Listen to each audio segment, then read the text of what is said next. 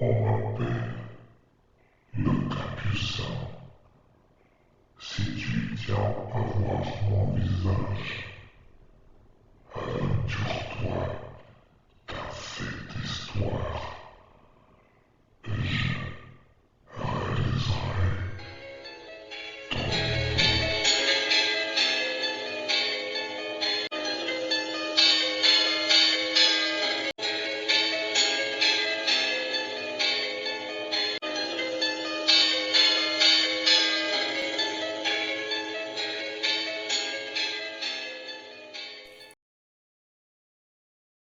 Chapitre 35 le cahier, 36 les commentaires. La vie n'a plus aucun sens pour moi. Tu te rappelles du journal d'Elisa dont on parlait l'autre jour et des rêves dont elle prenait note? L'as-tu retrouvé? Non, j'ai oublié de le chercher à cause de tout ce qui nous est arrivé. Il faut qu'on trouve les preuves qui confirment que ce livre est dangereux. J'ai peur que les utilisateurs qui vont voter deviennent des victimes protagonistes du chapitre qu'ils choisissent. J'ai trouvé la phrase d'Elisa dans un paragraphe y décrivant un suicide par prise de médicaments. La voix d'Andrea devint rauque de colère et à cause de l'impuissance qu'il ressentait. « Comment signaler cette œuvre à ce site ?» lui demanda-t-il. « Il doit bien y avoir une adresse mail à contacter. Donnons-nous rendez-vous après avoir mangé pour en reparler. Je vais aller chercher le cahier d'Elisa dans sa chambre. » Puis elle soupira. Si au moins elle s'était confiée à moi, elle m'a simplement dit qu'elle faisait des rêves étranges. Laura et Andrea étaient dans un café avec vue sur le lac. C'était un dimanche ensoleillé et une légère brise formait des vaguelettes sur la surface de l'eau. Leurs crêtes reflétaient le miroitement des rayons du soleil.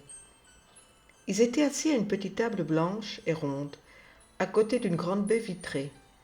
Laura avait commandé du jus d'ananas et Andrea une boisson sans alcool. « Je n'ai pas trouvé son cahier, dit-elle d'un ton triste.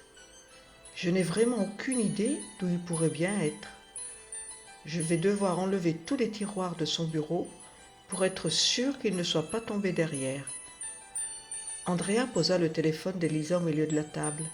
« Je suis allée sur le profil de l'écrivain, mais je n'y ai trouvé que cette image. » Il lui montra le dessin d'un moine. Le visage restait dans l'ombre en raison du capuchon remonté sur sa tête. Dans sa main, il tenait une faux et on pouvait lire à côté « Dieu de la mort ». Je n'ai trouvé que la date d'inscription à Wattpad sous le titre « Qui suis-je » et le mot « Dieu » semble faire allusion à une personne de sexe masculin. Pourtant, l'esprit qui m'est apparu dans ma chambre la nuit dernière est celui d'une jeune fille.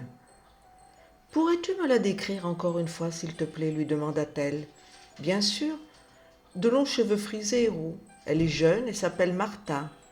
S'est-il passé entre-temps quelque chose d'étrange chez toi ? » « Non, tout était calme, aucun bruit, rien de rien. »« Laisse-moi ton portable, lui enjoigna-t-elle brusquement.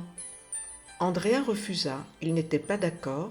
Il hocha négativement la tête et rajouta « Je suis désormais impliqué dans cette histoire et je ne veux pas qu'on vous fasse du mal. »« J'ai peur, Andrea, je ne veux pas que tu meurs. »« Ne t'inquiète pas, je n'ai voté pour aucun chapitre.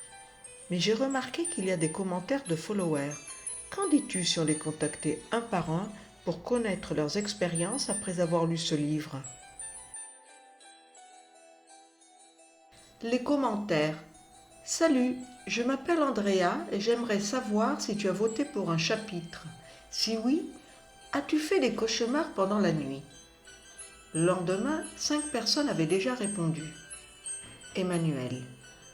Après avoir voté pour le chapitre, j'ai fait, c'est vrai, des cauchemars sous l'influence de cette lecture. Maintenant je vais bien. J'ai voté pour l'histoire où le protagoniste meurt noyé. Oh, c'est la mort qui m'effraie le plus. Adèle. J'avais l'intention de supprimer ce livre car après avoir voté, il m'est arrivé de me réveiller certaines nuits à 3h10 pile, tout en sueur et mon cœur battant la chamade. De plus, j'avais l'impression d'être observée. Mais ce n'était qu'une sensation, il n'y avait personne avec moi dans ma chambre.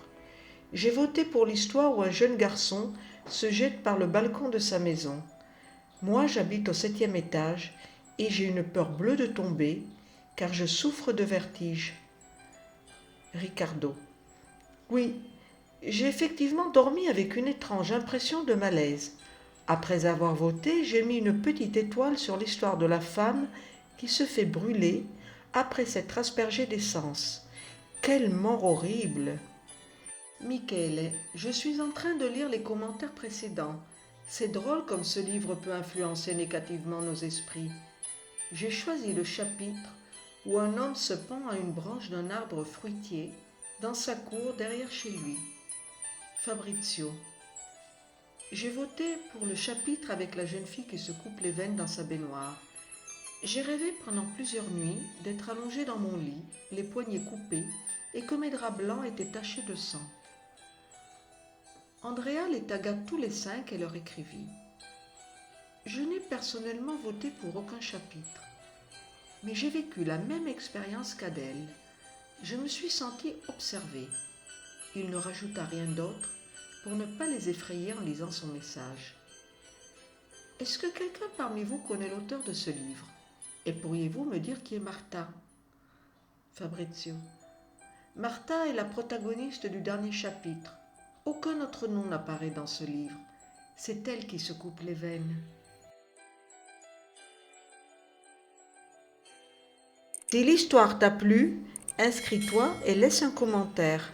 Merci.